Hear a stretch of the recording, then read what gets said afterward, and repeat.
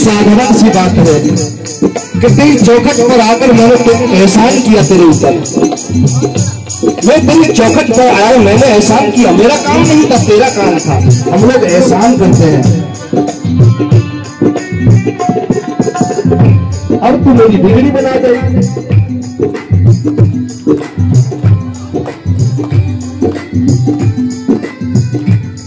कन्हैया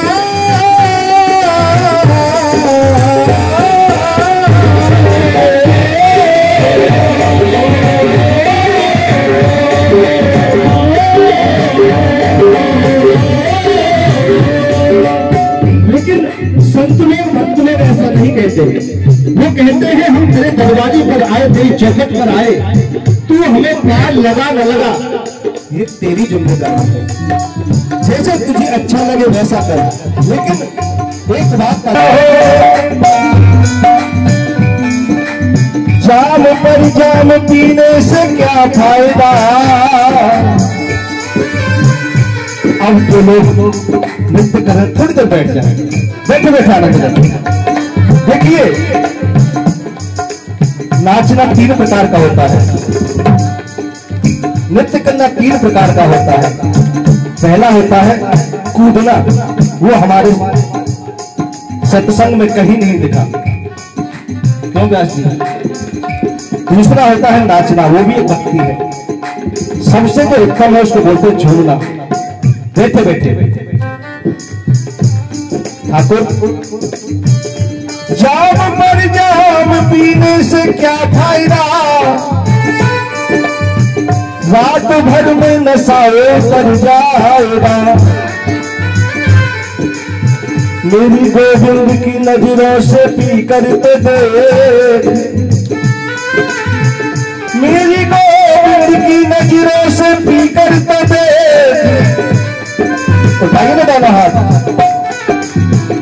मेरी गोविंद की नजरों से पी कर तो दे, सारी जिंदगी नशे में गुजर जाएगी, सारी जिंदगी नशे में गुजर जाएगी, सारी जिंदगी नशे में गुजर जाएगी। और मैंने माना जनाब पीता हूँ,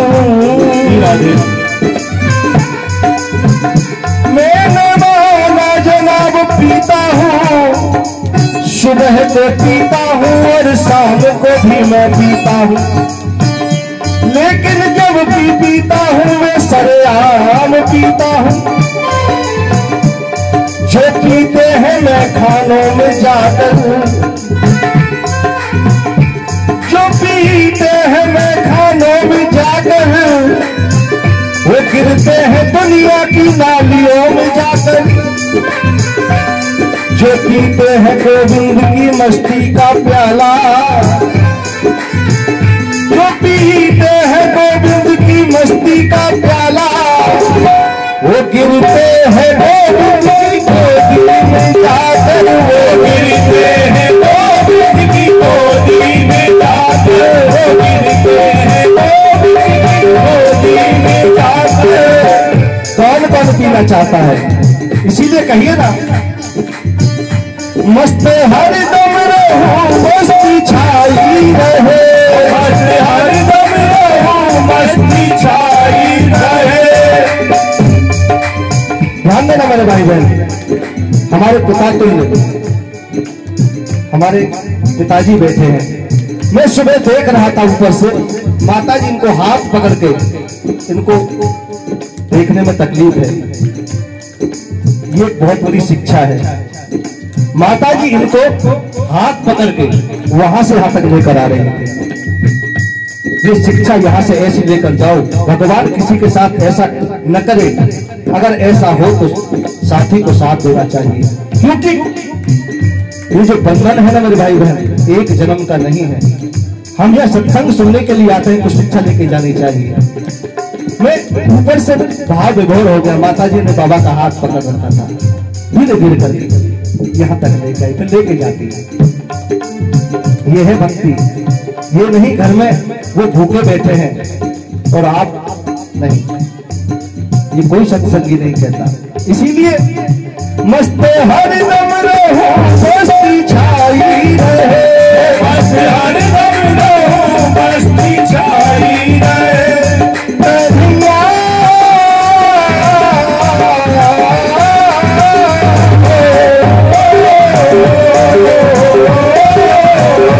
मस्त हरदम रहो मस्ती छाई रहे, बस हरदम रहो मस्ती छाई रहे। तेरी मस्ती के मस्ताने, तेरी मस्ती के मस्ताने, तेरी सूरत के दीवाने, खुशी से ताल पर चढ़ते हैं लटकाए नहीं जाते। मोहब्बत हो गई जिन्हें तुमसे, मोहब्बत हो गई जिन्हें तुमसे, मिटाए से नहीं मिटती। मोहब्बत हो गई जिन्हें तुमसे, मिटाए से नहीं मिटती। क्योंकि पतंगे तो सम्मा पर जलते हैं, वो समझाए नहीं जाते हैं। इसीलिए उठाइए दोनों हाथ, आजा आजा रे आजा आजा रे आजा रे आजा आजा रे आजा रे आजा आजा रे कन्हई तेरी आजा आजा आजा रे कन्हई तेरी आजा आजा आजा रे कन्हई तेरी आजा आजा रे कन्हई तेरी आजा आजा आजा रे कन्हई तेरी आजा आजा रे कन्हई तेरी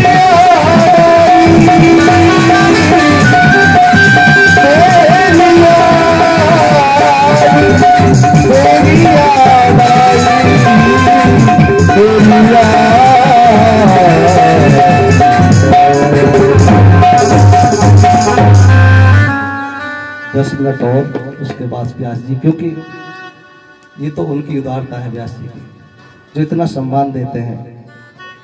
क्योंकि एक सम्मान तो हम तो हमेशा इनके सामने ऐसे रहेंगे, कथा रूपी अमृत का पान कर रहे हैं तो, और उससे पहले भी जीवन में हमने हाथ ऐसे ही रखा है। इसीलिए 10 मिनट का समय और व्यास जी, उसके बाद हमारे दूसरा। देखिए इनके सहयोग बिना कुछ नहीं हो सकता, और वास्तव में मैंने देखा है ऐसे ब्रजवासी बिल्ले ही मिलेंगे। मैं रात घर पर अपने ठाकुर जी के भोजन प्रसाद था, मैं देख रहा था, बड़े सात्विक ब्राह्मण है, बहुत सात्विक। शास्त्री जी बड़े सिंगला आप तो थे, इतने सात्विक ब्राह्मण, भोजन बड़ा अच्छा बना, बड़ा दक्षिण, अरे बहुत ज्यादा। और वास्तव में ब्राह्मणों एक, हाँ अब मुझे बात ध्यान आ गई, कह दूं, हम लोग जब मंदिर में, गुरुद्वारे में, जहां कहीं जाते हैं, हम देखते खुले पैसे हैं क्या, हाँ, ऐसे निकालेंगे। इसमें से देखो सबसे छोटा जो नोट है, ऐसे करेंगे, ऐसे चलाएंगे, और नहीं होंगे ना, बहन जी आपके पास है क्या खुले? ये सबसे बड़ी विडंबना है हमारी। डॉक्टर के पास जाते कोई खुले नहीं पूछता, मैं भी शामिल हूं उसमें, हम सभी लोगों की बात कर रहे हैं। देखो ठाकुर जी ने जो दे रखा है ना, दिल खोल के दान करना चाहिए, क्योंकि धन की 3 गति होती है, धन की 3 गति होती है। ऐसे ही धन की शुद्धि मन स्नान से, मन की भजन से, और धन की शुद्धि होती है दान से। दिल खोल कर दान करो मेरे भाई। जिसके पास 100 रुपए है कोई बात नहीं, 1 रुपया दान करें। बात ये नहीं होती कितना किया, लेकिन हमारे पास होते हुए हम, हमारे पास 500 के हैं, लेकिन चढ़ाने के लिए वही 10 रुपए नहीं होंगे, पड़ोसी से मांग लेंगे। कोई भीख नहीं दे रहे किसी को, अपने लिए देते हुए भाई बहन। और जब कन्हैया आगे से, अब किस किस को अच्छा लगी ये बात, दांत दिल खोल के करना चाहिए। तालियां बजाओ, अब ये ध्यान रखना, सत्संग में तालियां बजाइए मेरे भाई बहन, दिल खोल के दान करना। देखिए ये जरूरी नहीं है आपका मन 10 रुपए 10 ही कहिए, लेकिन ये मत सोचो हमारे पास है तो देना चाहिए। उड़ जा पंछी देश पिया के,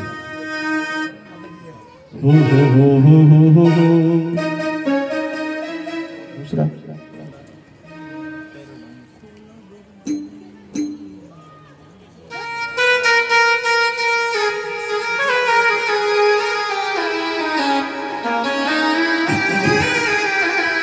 कन्हैया, ध्यान देकर सुनो भैया। 11 साल और 52 दिन ब्रज में रहे, उसके बाद फिर छोड़ दिए। और परसों की कहकर चले गए। गोपियां यमुना जी के घाट पर बैठी हैं, वो आ रहा होगा, आ रहा होगा, लेकिन शाम हो गई।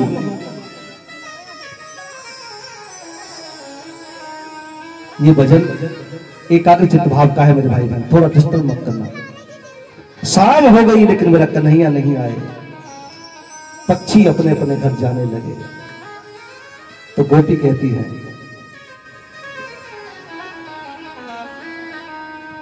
उड़ जा पंछी,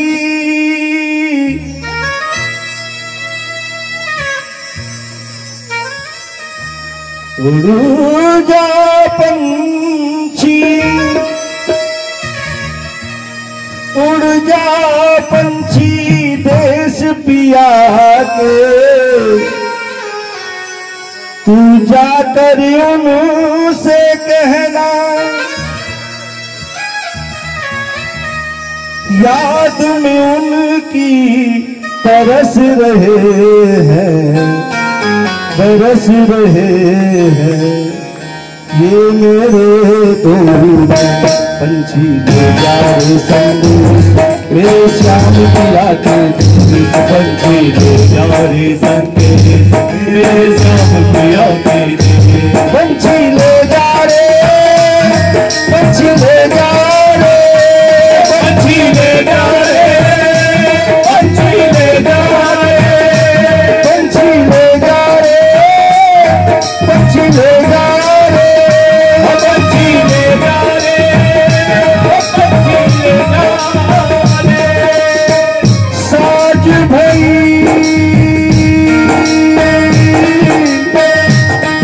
साज भई,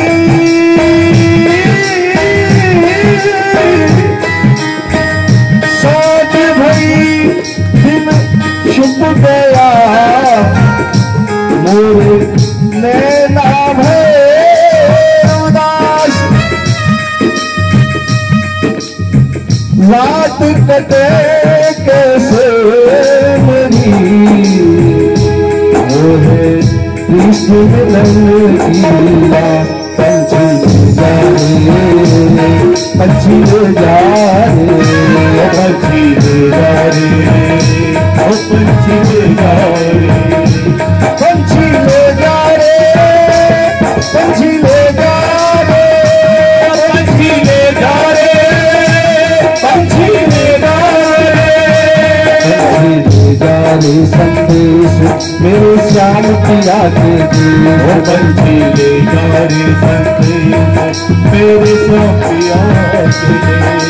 चिट्ठी में सब कुछ लिख डाला,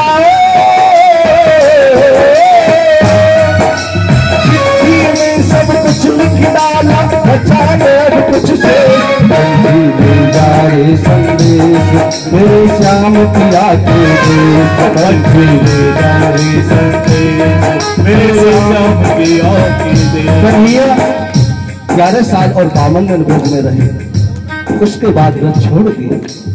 मेरे गोविंद को शाम हो गई, वो नहीं आए। गोपी से धस कर बैठी है, ध्यान देना मेरे भाई बहन, गोपी सजकर बैठी है। एक ने कहा री एक बात बता, जब कन्हैया आएगा तो तू क्या करेगी? उसने कहा मैं तो सबसे पहले नजर का टीका लगाऊंगी, लाला को कहीं नजर न लग जाए।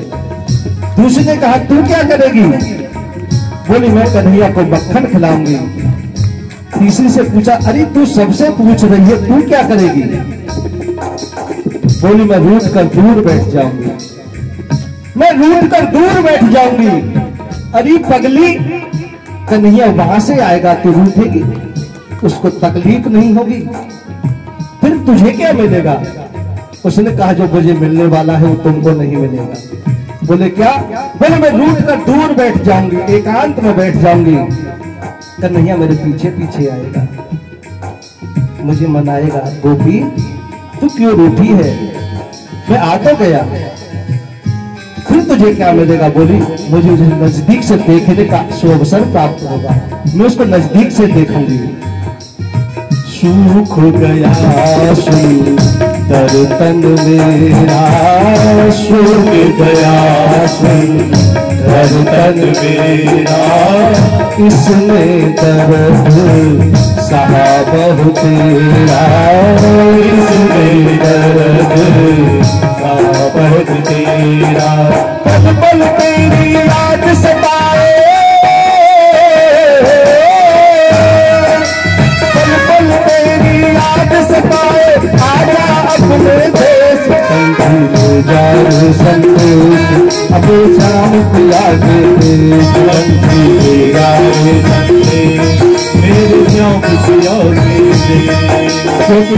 समय का अभाव है, इस भजन को यही विश्राम, एक छोटा सा कीर्तन, उसके बाद हमारे व्यास जी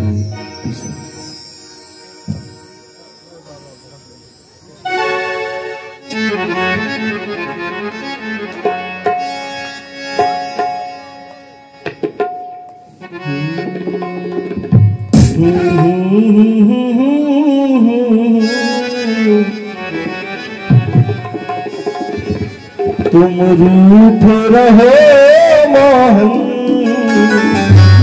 हम तुमको मना लेंगे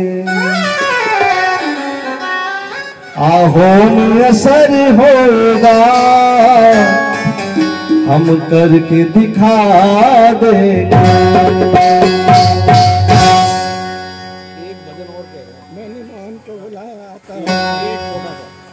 उसकी भी एक लाइन सुना दूंगा।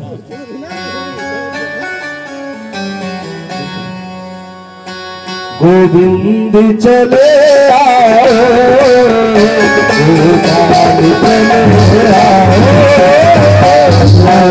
गोविंद चले आओ गोपाल चले आओ गोविंद चले आओ गोपाल चले आओ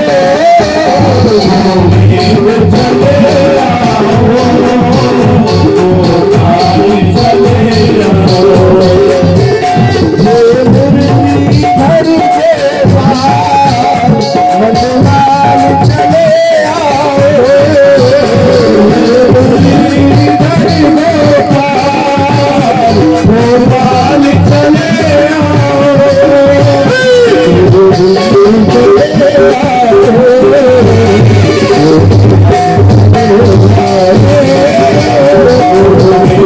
चले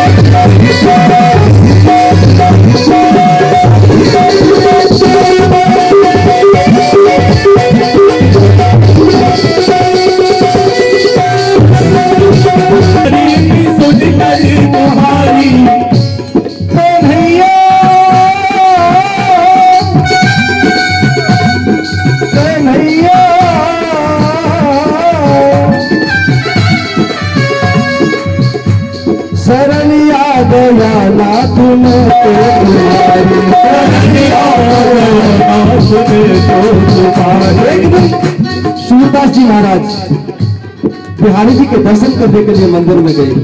सूरदास जी महाराज और लोगों से कहा भैया जरा आगे से रास्ता छोड़ दो, मुझे देखने दो, आगे से आप भी हटो, भैया आप भी हट जाओ।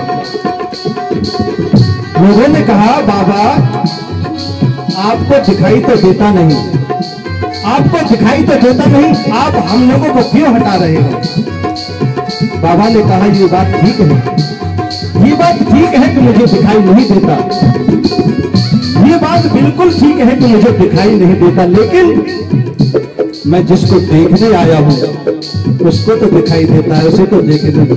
इसीलिए बहुत दिन से तारीफ सुनकर तुम्हारी, बहुत दिन से तारीफ सुनकर तुम्हारी, शरण आ गया नाथ में तो तुम्हारी, शरण आ गया नाथ में तो तुम्हारी, जो मुझको नकारा तो सुन ले कन्हैया, जो मुझको नकारा तो सुन ले कन्हैया, मुझको नकारा तो सुन ले कन्हैया, मुझको नकारा तो सुन ले कन्हैया। तो होगी हसीना के दर दर तुम्हारी, तो होगी हसीना के दर दर तुम्हारी। उठाइए दोनों हाथ, देखिए आपके तालियों की गड़गड़ाहट, आपके तालियों की गड़गड़ाहट और आपके होठों की फड़फड़ाहट, इससे कीर्तन का जो आनंद है वो कई गुना बढ़ जाता है।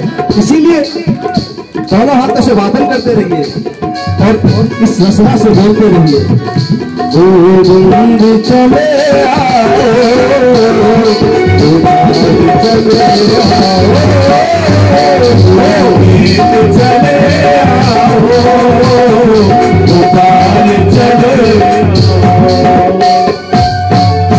क्योंकि एक भजन में दो भजन बोल रहे हैं ना, सो गया कोई दूसरा।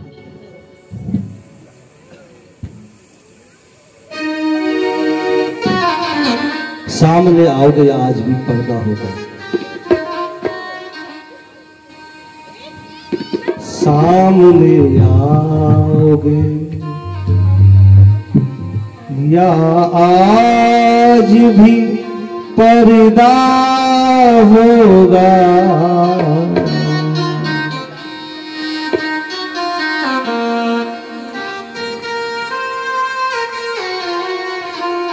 मैंने मोहन को बुलाया हो आता होगा, मैंने मोहन को बुलाया है वो आता होगा, वो आता होगा, आता होगा, आता होगा, वो आता होगा, मैंने मोहन को बुलाया है वो आता होगा, मैंने मोहन को बुलाया है वो आता होगा। तुम भी आना, तुम भी आना, मेरे घर आज तमाशा होगा, आज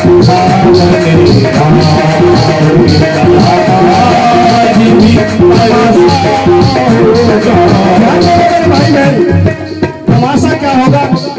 शायद ये बात आपने किसी से नहीं सुनी होगी। ये इस दास के मन का भाव है। तमाशा क्या होगा?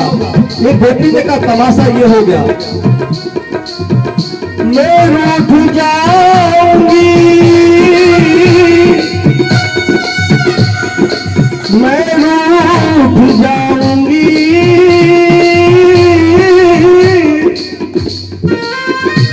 और दूर बैठ जाऊंगी, रूठ जाऊंगी और दूर बैठ जाऊंगी, फिर मेरे कन्हैया को, मेरे गोविंद को मुझे मनाना होगा। बस यही तो तमाशा होगा, यही तो तमाशा होगा। सामने आज भी पर्दा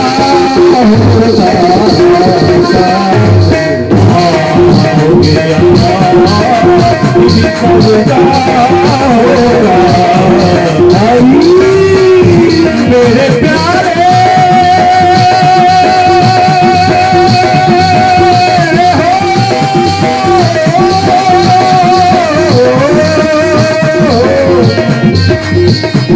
ये अभी तो बाहर लगाई हुई, ये जो भजन गुनगुनाना है, घर को छोड़ के बाहर इधर उधर धूल फांकना है, ठोकरें खाना है, ये सब आपकी ही आदत लगाई हुई है। एक भगत कह रहा है, ये अग्नि तो बाहर लगाई हूँ, तेरे गुने और बुझाएगा कौन, परिवार जनों से ना जाता कजा तेरे बिने अब अपनाएगा कौन, तेरे बिने अब अपनाएगा कौन, तेरे बिने अब अपनाएगा कौन। मेरे श्याम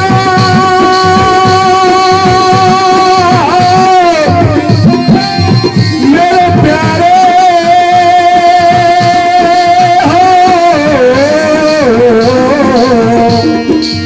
मोहन में नाप के नौका के आका, जो जग इनमें बस गए वो नर हो गई पार प्यारी, वो नर हो गई प्यार। कन्हैया जय हो कन्हैया,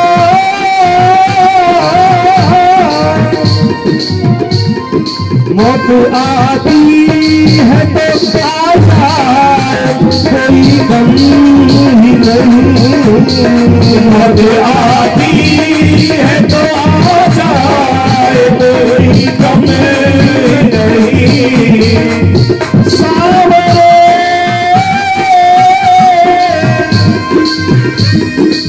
वो दिल भी क्या जो निकलेगा,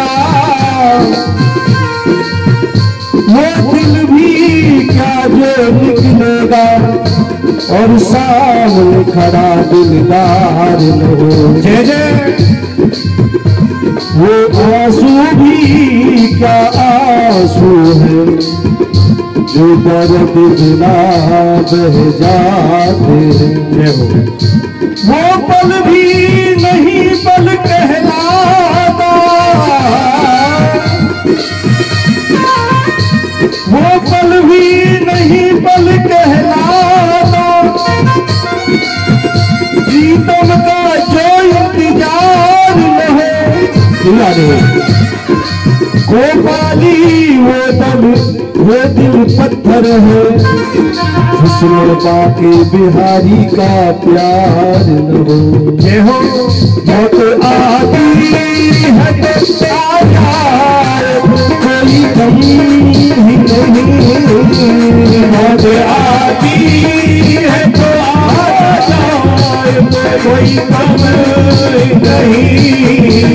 वो भी तो आएगा, वो भी तो आएगा, जो मेरा मसीहा होगा। सामने आओगे, आज भी पूरा होगा। सामने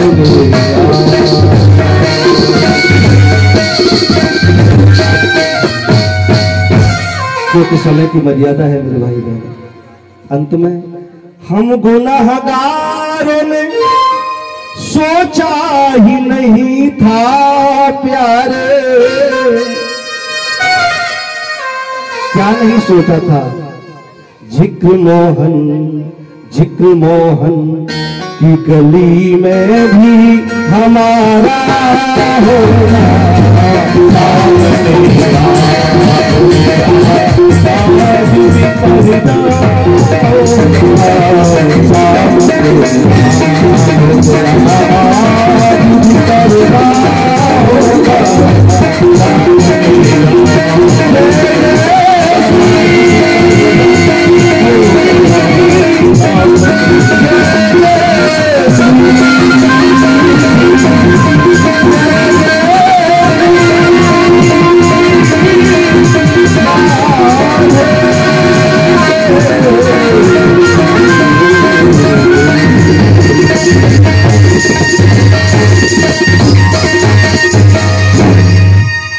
सेवा स्वीकार कीजिए। राज जी जो गुस्ताखी की है, क्योंकि एक भजन थोड़ा आगे बढ़ गया था, कोई बात नहीं, इसकी क्षमा अगली कथा में, अभी नहीं, क्योंकि एक बात ध्यान रखना, ये कथा 2 दिन बाद खत्म नहीं होती कभी, ये कथा विश्राम होगी, विश्राम लेगी, और ठाकुर कृपा रही तो फिर जल्दी, ठाकुर कृपा रही तो फिर जल्दी, क्योंकि ये जो गलती की जो माफी है ना, इस कथा में नहीं, अगली कथा में, जिससे कि अच्छा एक बात और ध्यान रखना, कथा सुनने का, सत्संग सुनने का सबसे बड़ा लाभ क्या है? इसका जो लाभ ये है कि उसका फल क्या मिलता है? उसका फल ये मिलता है कि दोबारा कथा सुनने को जल्दी मिलती है। ये इसका फल होता है। इन्हीं शब्दों के साथ वाणी को विश्राम। जय श्री राधे, जय श्री कृष्ण।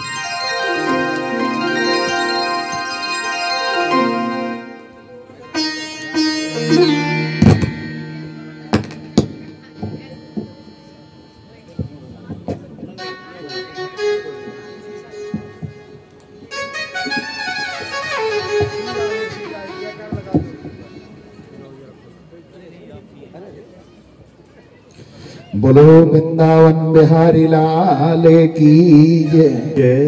जय जय श्री राधे श्याम।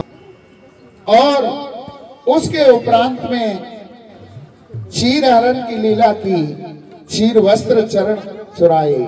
जो ब्रज गोपियां थी 4 बजे स्नान करने के लिए जाती थी और नग्न अवस्था में जल में स्नान किया करती थी। प्रभु ने सोचा कि अगर इन्हें मैं ऐसे सजाऊंगा तो इनकी समझ में नहीं आएगा। उनको बड़ी सुंदर शिक्षा दी। 4 बजे गोविंद पहुंच जाते हैं, उनके वस्त्रों को हरण कर लेते हैं। जब गोपियों ने देखा कि हमारे वस्त्र नहीं है, ध्यान लगाकर वृक्ष पर देखा तो ऊपर कदम के पेड़ पर गोविंद उनको लेकर के बैठे थे। बोले देवियों, तुम 2 अपराध करते हो, लौकिक और दैविक अपराध, धार्मिक अपराध। धार्मिक अपराध तो यह है जल के अंदर वरुण देवता का वास है, कभी भी जल में नग्न अवस्था में स्नान नहीं करना चाहिए। और लौकिक अपराध तुम्हारा यह है कि कोई मन चला आए और तुम स्नान करने के लिए जल में प्रवेश करो, तुम्हारे वस्त्रों को चुरा करके ले जाए तो तुम अपने घर कैसे जाओगी? आज शिक्षा प्रदान। और हमारी भक्ति कैसी होनी चाहिए प्रभु के प्रति, जिसमें कोई छल कपट ना होगा हमारे हृदय के अंदर। हमारा समर्पण प्रभु के ऊपर होगा, हमारा विश्वास होगा तो प्रभु की हमारे ऊपर कृपा होगी। यहां एक प्रसंग याद आ गया। हमारा चेला चंगीलाल, चंगीलाल बहुत खाता था। घर वाले उसके खाने से बहुत परेशान थे। जिसका बड़ा खाता होता है ना, वही तो खाता है। घर से निकाल दिया चंगीलाल को। चंगीलाल घर से निकल करके बाहर जाने लगे। किसी मठ पर पहुंचे। मठ के द्वार पर वहां के महंत बैठे थे। महंत का नाम था भोलानाथ। चंगीलाल ने देखा कि इन महंत का बड़ा पेट है। जब बड़ा पेट है तो ज्यादा ही खाते होंगे। जो जैसा व्यक्ति होता है वैसा ही सोचता है। जाकर के कहने लगा, गुरु हमें अपना चेला बना लो, आश्रम में रख लो। भोलानाथ जी ने कहा, ठीक है आप रह जाइए। बोले रह तो जाऊंगा महाराज, ये बताओ भोजन प्रसादी कितनी बार होती है? भोलानाथ कहने लगे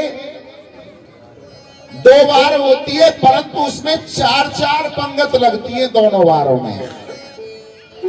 चंगीलाल ज्यादा खाता था। बोले महाराज मैं 4 पंगतों में बैठ जाऊं? बोले उसकी कोई दिक्कत नहीं है।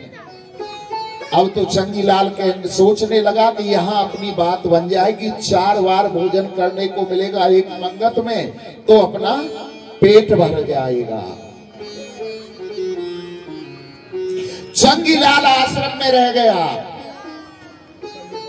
बड़े प्रेम से उसने मालपुआ, रबड़ी जो भी आश्रम में बनता, 4 पंगतों में खूब झिक करके खाता और खा के वहीं सो जाता, लुढ़क जाता, इतना खा लेता, चलता। 10-15 दिन हो गए चंगीलाल को खाते खाते।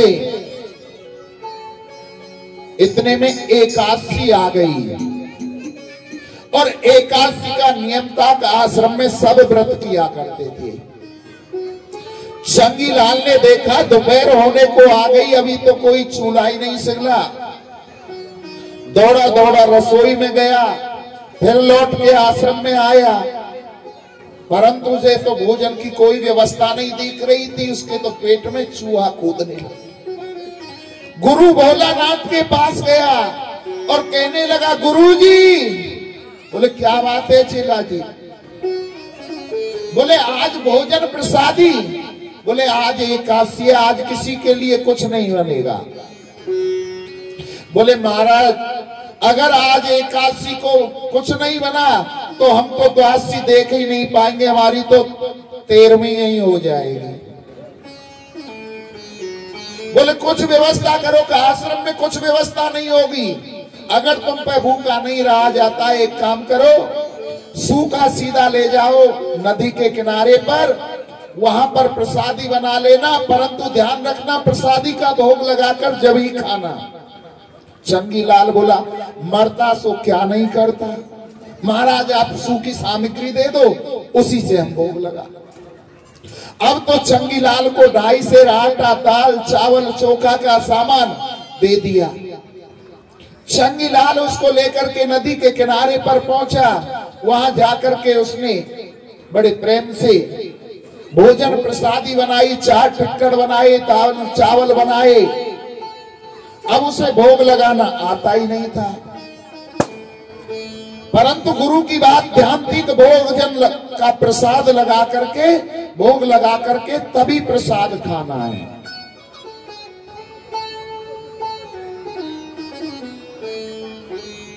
उसने भोग के लिए नेत्रों को बंद करके बैठ गया, प्रभु कोई नहीं आया। अब चंगीलाल का दिमाग खराब, वैसे ही 12-1 बज गए और महाराज आ नहीं रहे। शायद मंदिर में घंटी बजाते हैं, पात्र में जल भर के रखते हैं, तभी भगवान आएंगे। बोले यहाँ कोई घंटी बंटी नहीं है, कोई सोने के लोटा में, चांदी के पात्र में जल नहीं रखूंगा। अगर आना है तो आ जाओ, नदी का पानी है और सूखी रोटी है जैसी, आ जाओ, प्रभु मेरा भोग लगा लो। बड़े भाव से प्रेम से गाने लगा, प्रभु राम आइए मेरे भोजन का भोग लगा जाइए। प्रभु राम आइए मेरे भोजन का भोग लगा जाइए। प्रभु राजा राम आइए मेरे भोजन का भोग लगा जाइए। मेरे राम आइए, राजा राम आइए, मेरे भोजन का भोग लगाइए। अब तो प्रभु ने सोचा ये बड़ा भक्त सीधा है, उसकी वाणी पर प्रभु रीझ गए और प्रभु आ गए, परंतु एक नहीं आए, सीता जी को साथ में लेके आए। वाम भागे सीता।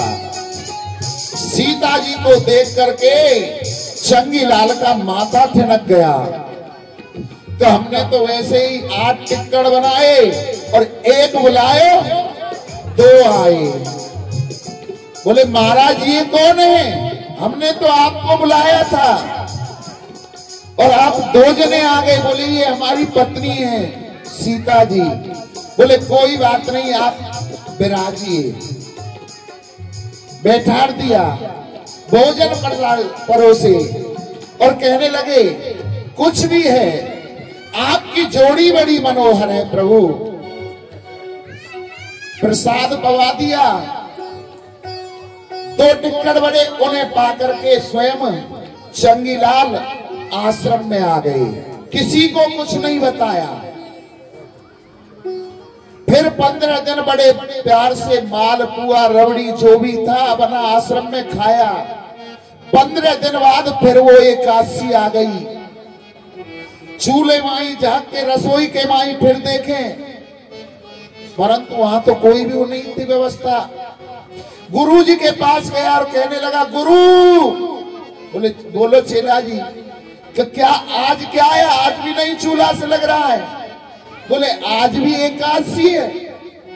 बोले कितनी एकादशी आती है? हम तो समझते थे साल में एकादशी आती होगी। बोले महीने